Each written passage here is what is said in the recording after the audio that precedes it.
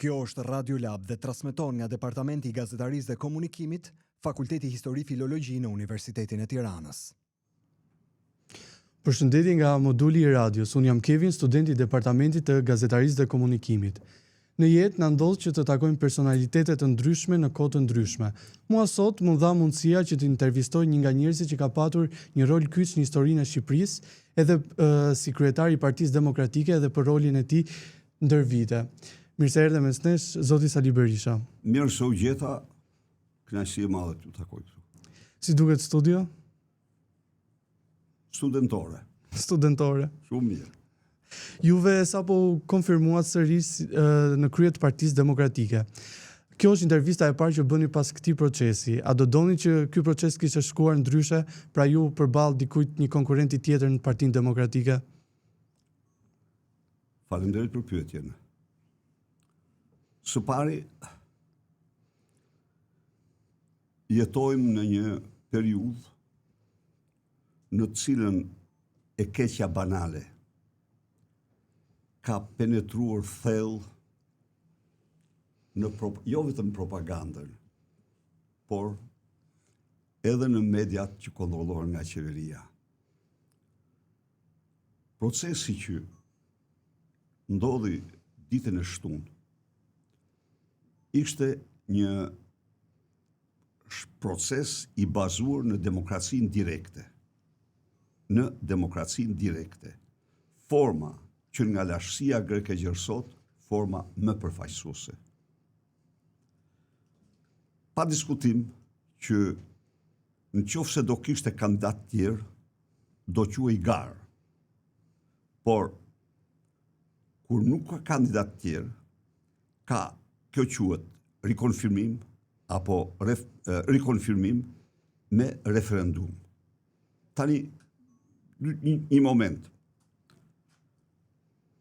Kryetarët e partive politike në spektrin e gjerë të këtyre formacioneve zgjidhen ose me dorëtrokitje në sallë nga delegatët, dhe ky është konfirmimi i tij, ose me vot të fshehtë në kuvendet e partisë, ose nuk votohen asnjëherë, siç është rasti i Edi Ramës, ose zgjidhen me referendumin e antarëve të partisë tyre, një antar një vot. Cila është praktika më e përdorshme? Kjo e fundit është më pak e përdorur, por po vjen në rritje. Me kuvende, zgjedhja në kuvende është praktika më e përdorur. Zgjedhja me një antar një vot është praktika më pak e përdorur, por që po vjen gjithnjë në rritje. Në këtë praktikë, po ta studioni ju një student, çfarë do gjeni? 70-75% e atyre që zgjidhen në këtë praktikë nuk kanë garë. Pse s'kanë garë? Sepse pranimi i të tjerëve për të angazhuar në këtë garë kërkon një lloj, jo të themi guxim, por kërkon që të marrësh përsipër që hyren garë, more kaq vota, s'more kaq vota, me një fjalë, është një proces që nuk e nërmarrin, jo vetëm lehtë, jo vetëm këtu, po kudo në botë. Dhe në këtë rast kemi të bëjmë me rikonfirmimin e kryetarit.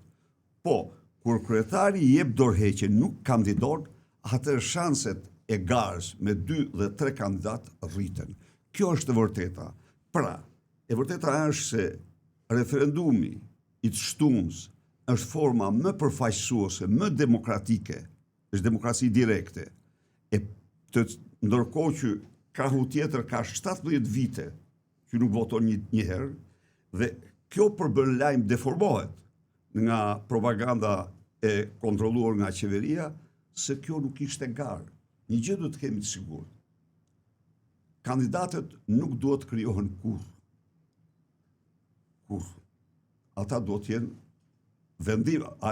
vendimi për të marrë pjesë në garë duhet të jetë vendim i individit. Kishte njerëz që shprehen vullnetin për të marrë. Çfarë ishin ata? Ata ishin së pari njerëz që kishin themeluar parti të tjera, kishin qenë Parti Demokratike dhe themeluar parti të tjera. Vetëm qenje primitive politike mund t'i lejojnë vetës vendimet tilla. Po krijove parti, ndiq partinë tënde. Nuk mund t'imagjinosh të kthesh. Ose të tjerë, të cilët tjetri, i cili për hir vërtetës u fut si hero në burg dhe doli i klonuar. Absolutisht me një mision të caktuar. Mirë, por ne jemi parti që e kemi ndarjen për jetë e vdekje me krimin. Ne nuk mund të pranojmë, por dhe ati është tanë, që kur ai bënte xhiro mendimin e klaneve të fuqishme, karteleve të drogës, i është thënë se kjo është vetë përjashtim. Pse vetë përjashtim, ta them ty? Në qoftë se ti bën një garë dhe kërkon ndihmën e vrazve dhe ata dërgojnë mesazhe tek antarët e partisë tënde se dil ose përndryshe e ke vetë parasysh se çfarë çmimi kërkojnë, besoj se çdo kryetar parti është i detyruar të mbrojë antarët e vet. Dhe në këtë rast i është thënë që ti përjashtove vetën nga partia që kur more këtë ndihmë. Pra, nuk bëhet fjalë se gara është e hapur dhe cili do që plotësonte kriteret ishte i mirëpritur, por edhe një herë për ta mbyll, për fat keq apo për arsye, në 70-75% të rasteve, në të gjithë botën, në Europë dhe në botë, në të cilat kryetari i partisë zgjidhet me demokraci direkte, me referendum, me praktikën një antar një vot, janë pagar, janë vot besime, janë vot besim. Por me pak fjalë nuk është se do të pranoni që të zëvendësoheshit nga figurat që janë prezente tani në Partinë Demokratike? Me kënaqësi të madhe. Do pranoja cilin do prej tyre që të sfidonte Sali Berishën. Natyrisht, kur nuk kam kërkuar, nuk do të kërkoj njeriu që hajde ngar me mua, sepse kjo pastaj do thotë që u zgjedh rivalin. Po unë nuk pranoj të zgjedh rivalin. Gjova dje që gjithashtu të flisni për figura të reja në Partinë Demokratike. A janë vërtet këto të rinj kaq frymëzues brenda partisë? Tani, cila është realiteti? Realiteti që pranë Partisë Demokratike janë një grup të rish të shkolluar në shkollat më të mira, të rikthyer në kushtet të vështira me vendimin dhe idealin që të kontribojnë për Partinë Demokratike. Dhe e vërteta është që gjatë këtyre 2-3 viteve, 3-4 viteve, ata kanë qenë departamenti më eficient i Partisë Demokratike. Dhe ata kanë folur me vepra konkrete. Janë në veprimtarinë e tyre, këta të ri, jo vetëm kanë evidentuar të gjithë punët e mirat PD-s dhe punët e zezat të qeverisë, por janë marrë me simbolet, janë marrë me aspektet të çmuara kulturore në Partinë Demokratike. Dhe tani ata, është ky grup që do të hartoj programin elektoral të çdo qyteti për zgjedhjet e ardhshme. Janë këta të ri, të cilët do të jenë do kanë marrë përsipër që në çdo qytet të hartojnë programin elektoral të kryebashkiakëve të ardhshëm. Mendoj se për kohën që kanë patur, kanë bërë punë shumë të mirë, kanë publikime të shkëlqyera. Pak ditë më parë, një nga këta themeloi Departamentin e Inovacionit dhe Inteligencë Artificiale, e cila sot përbën të tashmen dhe të ardhmen më të rëndësishme. Është autore librash. Tjetri paraqiti një libër, ju këshilloj ta lexoni. Do të gjeni një libër jashtëzakonisht interesant. Andi Mustafa, ai ishte Denis Akele, Andi Mustafa. Një libër me titull Lule Bore. Dhe ka bërë një analizë, do të thosha, të shkëlqyer të shoqërisë sotme, të regjimit, të Partisë Demokratike, të perspektivës. Pra, këta janë njerëz të veprimit, janë njerëz të mendimit dhe janë një aset i çmuar, jo vetëm për Partinë Demokratike, por janë aset i çmuar edhe për Shqipërinë. Duke qenë se janë kaq inovatorë, a mundet ato që ta ndryshojnë Partinë Demokratike në qasje dhe imazh?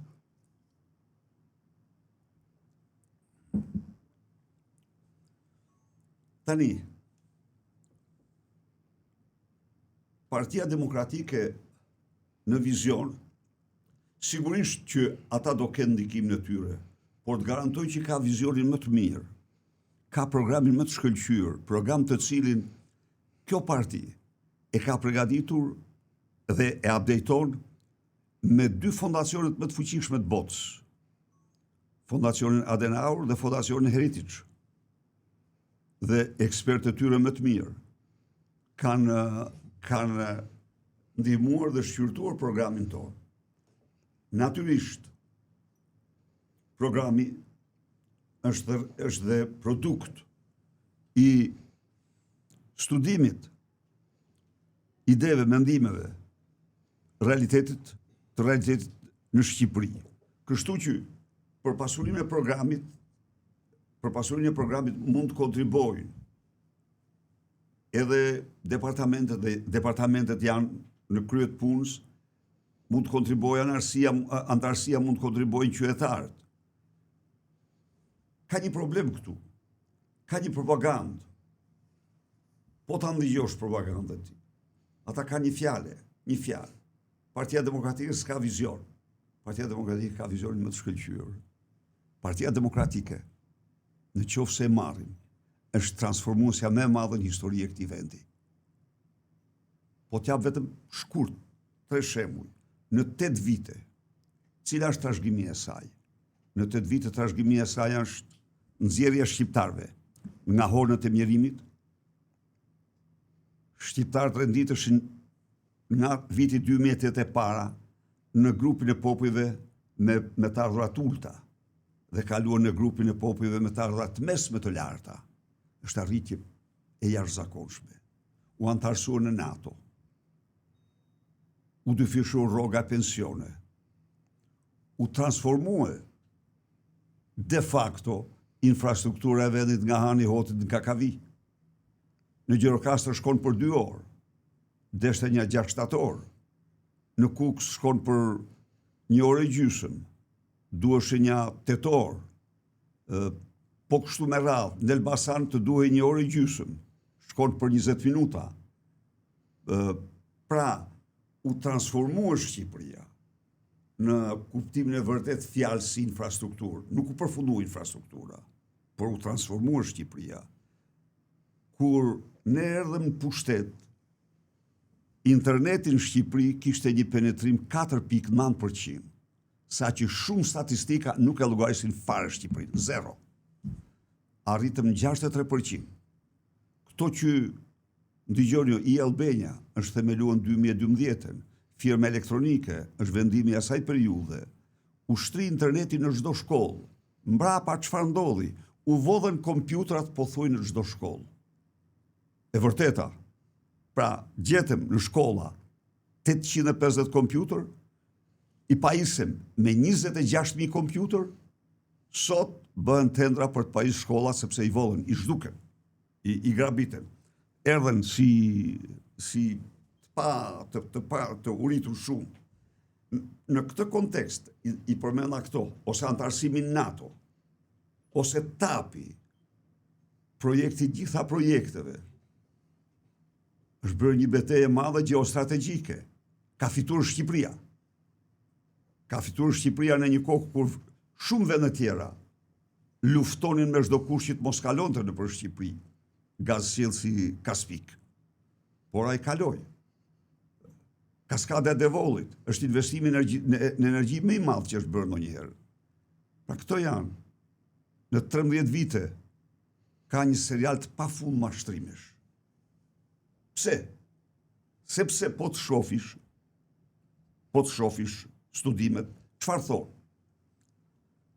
Shqipëria zbaton në projekte shpallura vetëm 5% projekteve. Vetëm 5% projekteve zbatohen në kohën e duhur. Çfarë do të thotë kjo? Kjo do thotë koha shumë e rëndësishme për impaktin, për fizibilitetin. Dhe në qoftë se ti për projektin nuk e përfundon kohë, ti shkon duke zhvlerësuar atë dhe po e zjate e bën pa vlefshëm fare. Rruga kampion është rruga Quks Qaf Ploç, 16 vite. U filluar në vitin 2009. U fillua dhe mezi u përfundua dhe sot u shem pothuajse në tërësi siç e keni parë. Pra, ishin 13 vite në të cilat pasuria u plaçkit në mënyrën më të pamëshirë. Sot Greqia ndërton autostraden Janin Kakavi me standardet Bashkimit Evropian 27 metra të gjerë, me çmim 4 milion kilometri. Shqipëria ndërton 20 milion kilometri autostraden. Por ai teren është shumë jo i vështirë, nuk është terribil, po më i vështirë se sa fusha. Nuk është e fushë. Kështu që kemi të bëjmë pra me një sistem kleptokratik i cili ndër të tjera komandon mediat në mënyrë të pamëshirë. Dhe ky është një problem madhor. Ju një student, çfarë do të dëshoja, një sugjerim miqësor? Lexoni Hannah Arendt. Lexoni Të keqen banale. Ajo është një kryevepër e përjetshme. Në qoftë se gjermanët pas luftës së dytë botërore, patën një filozof, Karl Jaspers, i cili shkruajti një vepër, German Guilt, faj gjerman. Dhe German Guilt, ai trajtoi fajin kolektiv, fajin penal, fajin metafizik, fajin individual. Dhe në një mënyrë ose një tjetër, me forcën e ideve të tij, ai arriti të ndërgjegjësoj tek gjermanët idenë e fajit. Dhe gjermanët, pas pushtimit, pas çlirimit, të themi se nga forcat aleate, atyre që është të vërteta ju shpërngunen të gjitha makineritë, fabrikat, uzinat, u morën si dëmshpërblim, lufte. Por nga ana tjetër, në çdo 5 metra, në mure, në rrugë dhe kudo shkruaj never again. Dhe gjermanët ishin detyruar të përsërisin never again, sepse barbarit aty as kishte parë koha. Por gjermanët, këtë never again vazhduan t'ja përsërisin gjenerat pas gjenerate vetës vetë. Sepse në një afat kohor të shkurt, e ndërtuan dyher madhërishëm vendin e tyre dhe e shkatruan totalisht vendin e tyre. Dhe kjo vepër e Karl Jasper, German Guilt, u fut në shkolla. Ne kemi shumë nevojë në të ardhmen të fusim në shkolla veprën e Hannah Arendt, e keqja banale. E keqja banale nuk është e keqja që sjellin monstrat. Ajo shkoi të studionte Eichmannin. Eichmanni ishte njeriu që me firmën e tij kishte çuar drejt krematoriumeve apo kampeve të përqendrimit 6 milion hebrej apo armiq të Gjermanisë. Dhe kjo tani shkoj aty, ullë në salë në gjyqi, ta shifte njërë, qa është ky monster? Dhe aty shifte një burokrat, shifte njëri automat, njëri që thoshte, vind të treni, unë plotësoja dokumentin, i nxirja tek treni, me fjalë, automati që nuk pyeste se çfarë bënte, se çfarë veprime shkryente, por bëhej rrip transmisioni në një proces më çnjerëzorin që ka parë njerëzimi. Kështu që sot, për fat të keq me media, e keqja banale përçohet në të gjithë shoqërinë, në një mënyrë ose një tjetër. Gjuha korruptohet. Çfarë është korruptimi i gjuhës? Korruptimi i gjuhës është shkatrimi i kontratës më themelore të njeriut me shoqërinë. Dhe ajo kontratë është fjala dhe kuptimi i saj. Fjala dhe kuptimi i fjalës. Në qoftë se ti ndryshon fjalës kuptimin, kur ajo shpreh si o laps, kurse ti thua kufje, faktikisht ti ke korruptuar gjuhën. Mi që jemi tek gjua, duhet ju bëj një pyetje, sepse shpesh retorika politike ndaj jush ka qenë gati agresive. Kjo mund të ketë ardhur si brenda radhëve të partisë, ashtu edhe jashtë. A ju ka mërzitur ndonjëherë kjo? Kur? Asnjëherë? Jo. Nuk ndikon? Jo, kur?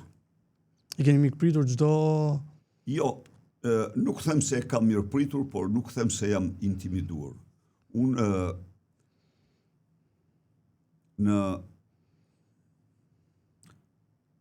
ëndra ime në diktaturë totalitare ishte fjala e lirë. Dhe përpjekjen time kundër atij regjimi, unë e nisa me fjalën e lirë. Me shkrimet e mia për fjalën e lirë, për lirinë e mendimit, dhe e konsideroj atë themelin e lirisë. Me që më pyet, ishte vitin 92. Dhe po udhtoja. Në salon, në Rinas, ambasadori një vendi mik.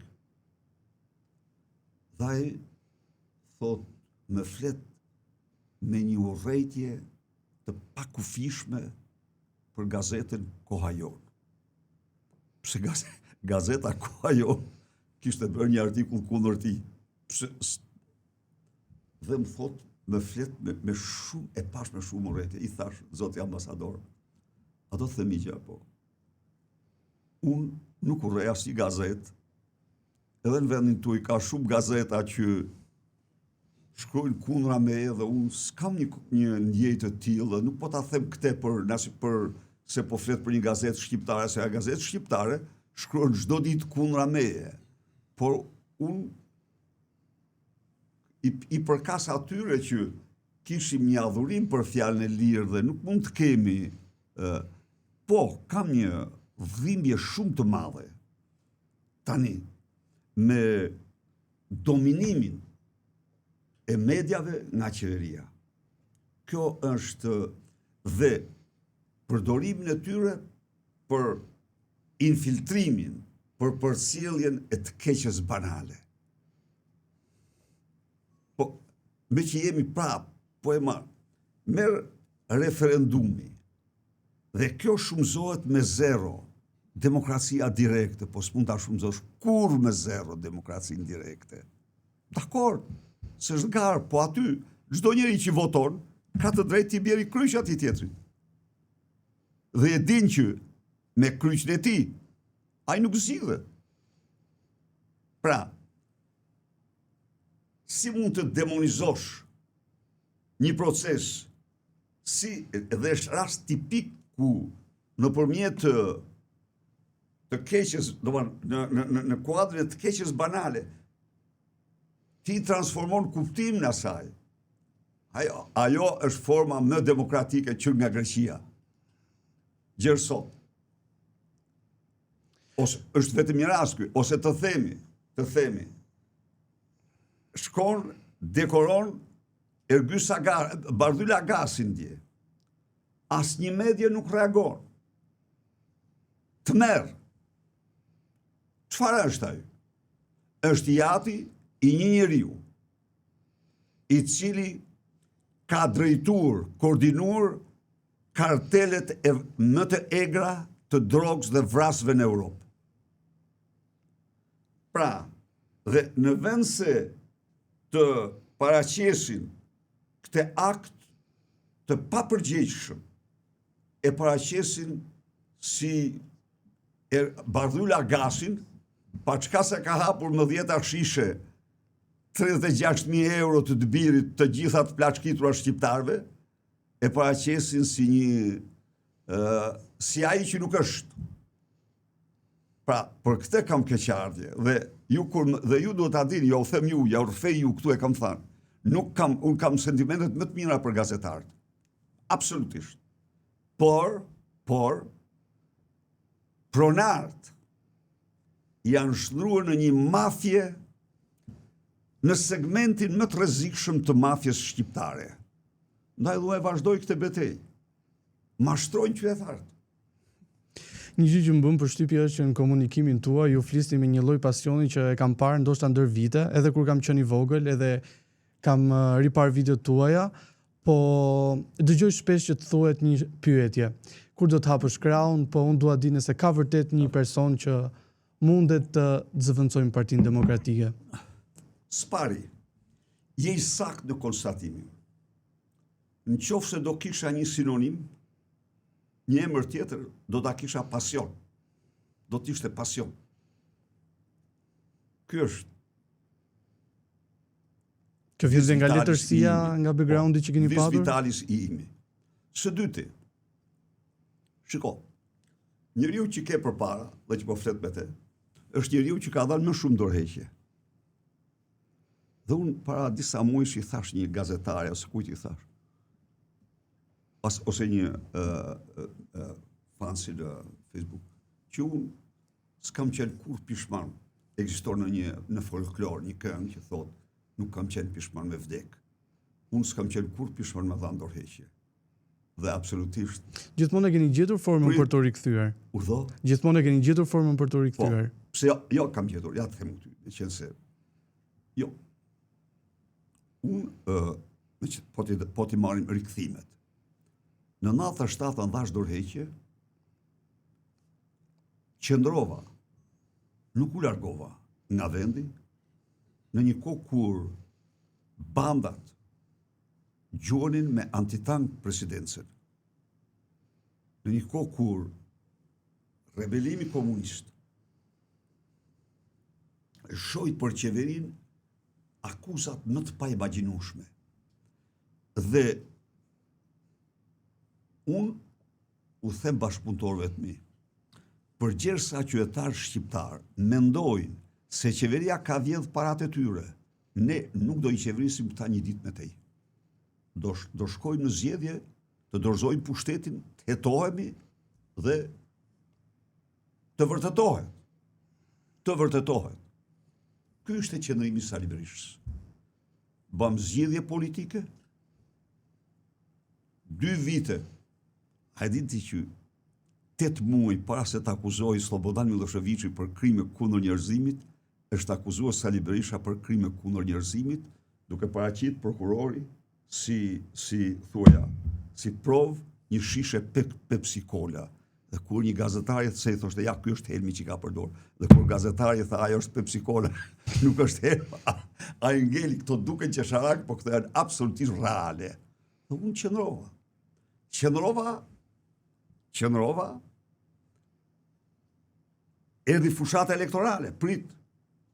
Fatosnana u tha, shqiptarve do t'u jap çdo qindark që keni humbur. Sali Berisha u tha shqiptarve, nuk mund t'jap asnjë qindark. Pse? Sepse një borxh që nuk është marrë nuk njihet kurrë. Qeveria s'kishte absolutisht prek një qindark, s'u kishte thënë kurrë që vendosin skema piramidale, përkundrazi, thirrje për të vendosur në banka. Atëherë, në qoftë se unë e njihja atë borxh, duhet u virja para tuaja që s'kishit vu një qindark në skema për të paguar këta të tjerë. E kanë bërë, po unë s'isha ai që e bëja kurrë. E kanë bërë këtë. Dhe do vi pak më ashtu. Unë zbatova ligjin. Në ligj një sipërmarrje që falimenton dhe ti nuk e ringjall atë. Së dyti, ti nuk mund të marrish parat e kursimet e qytetarëve të ndershëm që s'kan preferuar skemat dhe t'ja u japish këtyre që luajten bixhoz në skema. Fatosnara tha, unë do kthej çdo qindark. Pas 4 vitesh, ai nuk kthej asnjë qindark, unë fitova zgjedhjet, por i grabitën me dokumenta ndërkombëtare, i grabitën zgjedhjet.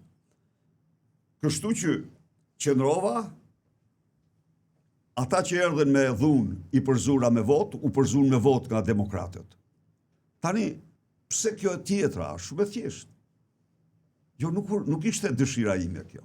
Ta themu ty, absolutisht. Edi Rama me George Sorosin, uroj që ky fakultet të jetë i shiruar nga ndikimet e tij, me George Soros. Një studenti mi akoma shumë të paprekur nga këto gjëra, po. Se nuk e një, ai është një monster e njerëzimit, është gjenerator kryesor i ekstremit majt sot mbi tokë, por e la me një anë se është një histori tjetër ajo. Ata lobuan tek Antony Blinken që të sankcionon të Sali Berishën. Dhe unë çfarë bëra? Unë gjysmore mrapa bëra një konferencë shtypi, i shkrova një letër, i shkruaj një letër. I thëmë zoti sekretar, keni marrë këtë vendim dhe ky është një vendim i bazuar në lobimin korruptiv të Edi Ramës dhe George Sorosit. 1, 2. Në çdo kohë që ju të gjeni një fakt, një provë, cila do qoftë ajo, të korrupsionit tim, unë largohem përgjithmonë nga politika dhe bëheni publike, jo vetëm ju, po kërkoni të gjithë qeverit partnerë në botë dhe nxirreni. Dhe një ditë më vonë e informoj se për të rivendosur dinjitetin tim, unë do ju padis në gjykat, do jap mundësi të paraqisni dokumenta në gjykat ndërkombëtare, gjë e cila e tërboi. Çfarë ishte Antony Blinken? Antony Blinken ishte mashtruesi më i madh në historinë e administratës amerikane.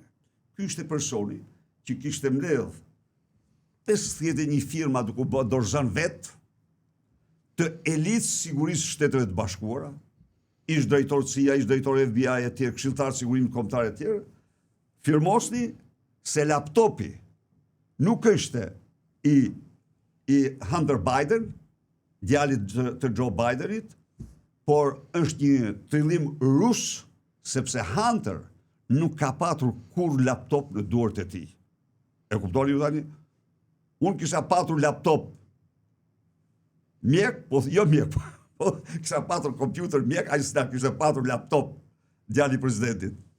Dhe firmosen ata, pse?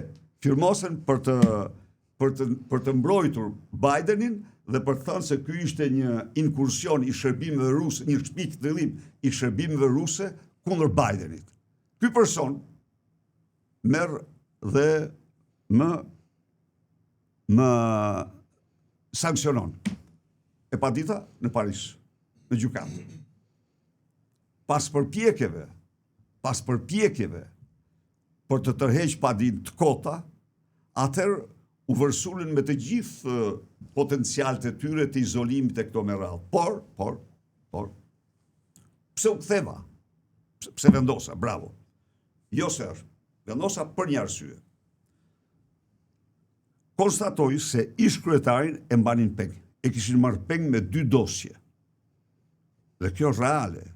Dosja Toyota Yaris, mund të lexoni për të, dhe dosja tjetër ishte dosja e parave financimeve ruse. Të 2 dosjet, 2 prokuror, dhe i shkonin atij në darkë i çonte Enjo Llagaçin, në mëngjes e thrisin prokuri. Cile ishte qëllimi? Qëllimi ishte me çdo kusht të bënte një koalicion Partitë Socialiste e Partitë Demokratike. Koalicion të cilin më informoi mua, hollësisht dhe më kërkoi mendim, këshilltari i fushatës elektorale. Një izraelit. Jo, i thashu, s'mund ndodh kur, atë s'mund ta pranoj. Se është fatkeqësi për kombin tim. Pas kësaj, e pash që këte kontrollonin. Dhe jo, pastaj i them jo. Kjo parti është shtyllë kryesore e sovranitetit brendshëm të këtij kombi. Sovraniteti është jashtëm dhe i brendshëm. Për sovranitet e jashtëm është qeveria, janë institucionet, është populli që lufton kur po të kërcënuar, kurse i brendshmi, në qoftë se s'ka opozit, nuk ekziston. Në qoftë se nuk ka opozit të vërtet, i gjithë pushteti shkon tek njëshi. Është opozita e vërtet ajo që mbron sovranitetin. Po sot aktualisht që flasim, kush votohet më shumë, programi, politika, apo mënyra se si njerëzit perceptojnë liderin e saj? E drejt pyetja. Jo në Shqipëri. Po të lexosh, do të gjesh se programi lexohet apo zbërthehet në maksimum nga 12% e audiencës. Nuk është programi. Ku do të botë, të garantoj për këtë. Programi ka ndikimin e vet, por që të jemi sinqert, më shumë janë faktorë të tjerë. Për shembull, merr ti pse votuan Pardje për Sali Berishën. Nuk votuan ata për personin. Në pamje të parë të duket ashtu. Jo. Ata votuan sepse besojnë që do të jenë opozitë e vërtet. Do të qëndrojnë si opozitë e vërtet, se vetëm ashtu mund të përmbyset regjimi. Besojnë tek të vërtetat. Konkretisht, që kur jam kthyer, kam thënë kësaj partie dhe shqiptarëve, me Edi Ramën nuk ka zgjedhje. Dhe jo të pakt janë ata që më kanë thënë se ti dekurajon me këtë. Unë jam i vetëdijshëm që po. Por nga tjetër s'mund të gënjej kurrë. Se ajo është një gjë shumë e rëndë. Çfarë do thotë kjo që i them? Kjo që i them do thotë të dalim në shesh, të largojmë Edi Ramën dhe të bëjmë zgjedhje të lira. Nëse duam të fitojmë, ne duhet të largojmë Edi Ramën. Çfarë kemi arritur tani me që jemi këtu? Zgjedhjet janë një proces me vlerësim sa kombëtar, aq dhe ndërkombëtar. Është i vetmi proces me vlerësim ndërkombëtar për legjimitetin.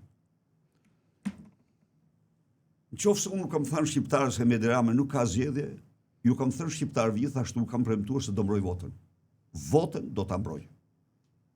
Votën e kam mbrojtur në kushtet më të vështira në 2001 dhe kemi përmbysur raportin dhe ka një rezolut jashtëzakonshme për Shqipërinë atë kohë. Votën e mbrojtëm dhe kësaj here dhe për të rashë shkurt këtu, para një jave, para 10 ditësh, raporti i Komisionit të Jashtëm Parlamentit Evropian fillon me fjalët. Ligji shqiptar lejon përgjithsisht zgjedhje kompetitive, por fusha ishte e pabarabartë, institucionet e shtetit u shkrin me linja midis institucioneve të shtetit, u zhduk linja midis institucioneve të shtetit dhe strukturave të partisë. Çfarë do thotë kjo? Kjo do thotë zgjedhjet u zhvilluan në kushtet e partisë shtet. Kjo do thotë nuk ishte zgjedhje, kjo do thotë ishte farsë. E bëm këtë. Çfarë shërben kjo? Po. E jashtëzakonshme, sepse ne jemi parti e ligjit, parti e legjimitetit, parti e rendit kushtetues. Pa këtë, ne nuk do kishim të drejtë, as në parim dhe në asgjë, të kontestonim këtë regjim. Me këtë, ne kemi të drejtë të protestojmë gjerditën e realizimit të qëllimit tonë. Dhe këtë që është e vërteta, e shkruar me objektivitet, do thosha absolut, sepse ata që e kanë shkruar e dinë shumë mirë se ç'do të thotë. E dinë shumë mirë se ç'do të thotë. Pra, pse demokratët votuan? Atë votuan për këto. Votuan se nuk janë mashtruar, votuan se u është thënë e vërteta, votuan se duhet të qëndrojnë gjerë në përmbushjen e misionit tyre.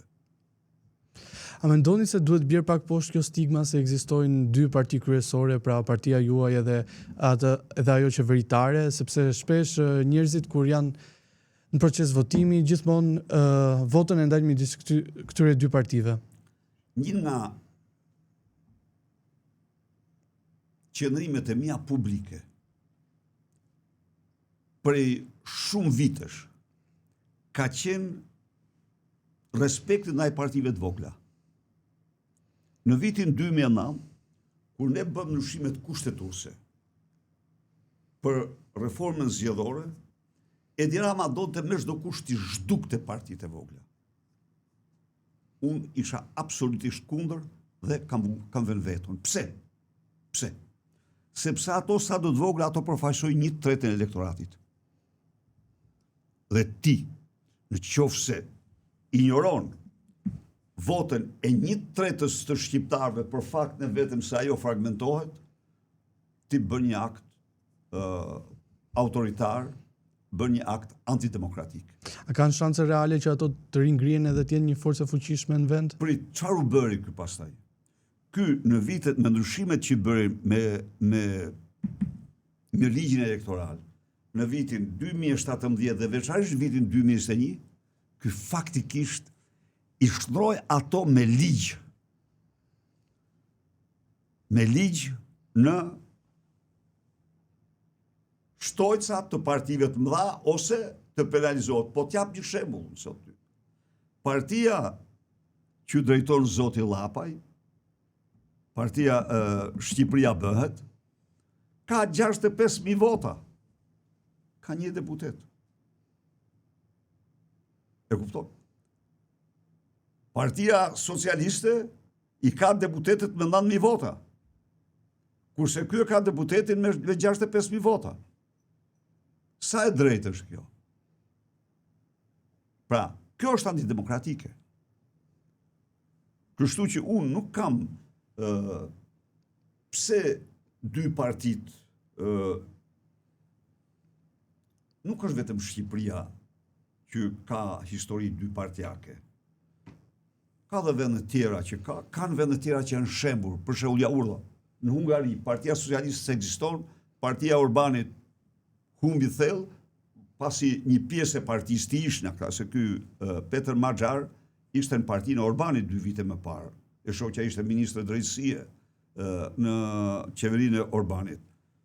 Pra, aty faktikisht skena politike ndryshoi. Kjo ka ndodhur në Francë për shembull. Erdhi Franca me dy pole, gjerë tek Macron. Macroni ishte ministër i Partisë Socialiste, i thot presidenti Hollandi, thot, kandidon emër të partisë, jo, thot, unë do krijoj partinë time, krijoj partinë e vet, fitoj dhe i shtroj në minoranca të dy, qoftë të djathtën, jo të djathtën fare, jo frontin, por qendrën e djathtë dhe qendrën e majtë, të themi, i shtrojnë minoranca. A mund ndodhë në Shqipëri? Nuk mund të them, deri tani nuk ka ndodhur, por nuk përjashtohen mundësitë, sepse është në vullnet e elektoratit. Mirë po, elektorati që të bëjë këtë duhet jetë i lirë në votim. Kur nuk është i lirë në votim, ai nuk ka asnjë domethënie. Nuk ka vot, duhet të ketë proces zgjedhor të lirë. Por nëse ti organizon 4.500 ngjarje për të ndikuar votën në kundërshtim me ligjin para zgjedhjeve.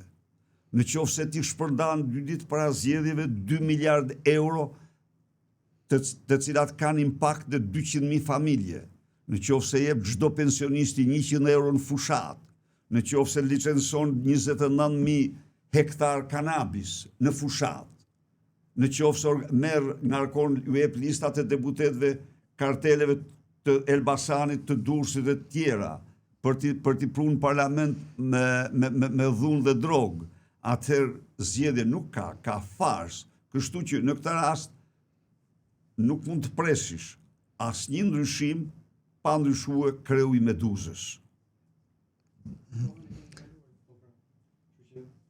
Dhe unë do t'u falënderoj. Mbeta shumë i kënaqur. Po. Atëherë unë kam një pyetje të fundit, nuk ndoli koha, shumë pyetje mbeten të parealizuara, po dikur unë ju kam parë në gara noti edhe në rekorde. Këtë verë pranë familjes, keni një objektiv tjetër personal? këtë verë do t'jetë punë. Dikur kam dashur shumë Edith Piafin. Edhe tani e dua. Por ajo ka disa këngë himne të vërteta. Po ajo që unë dëgjoja më shpesh ishte njëra prej jo himneve të saj. Zhele Dimarsh, i uroj të djelat. Edhe unë çdo diel punoja dhe e vija para se të filloja punën e dëgjoja këtë këngë një herë dhe pastaj vazhdoja. Ajo i urret të djelat sepse punon të djelave. Morali kësaj këngë të saj është sepse ajo çdo të diel ishte në për klube natë, në këto që duhet se ishte, kurse unë vazhdoja punën. Nuk kam ndonjë plan. S'ke ndonjë plan. Jam ndar nga noti, kam disa 2-3 vite që nuk notoj më. Për mua ishte kënaqësi që të kisha këtu edhe ishte një intervistë e bukur, mund të Edhe them. për mua shumë kënaqësi. Faleminderit doktor. Ishte kënaqësi e madhe, jashtëzakonshme. Unë nuk e di çfarë ndjesie morëm me studentët, po Të jashtëzakonshme. faleminderit shumë. Të jashtëzakonshme. Jo. Shpresoj dhe uroj që të dilnin ballë të përpjekjes shqiptare për të shpëtuar nga narkoshteti. Faleminderit shumë. Mirupafshim.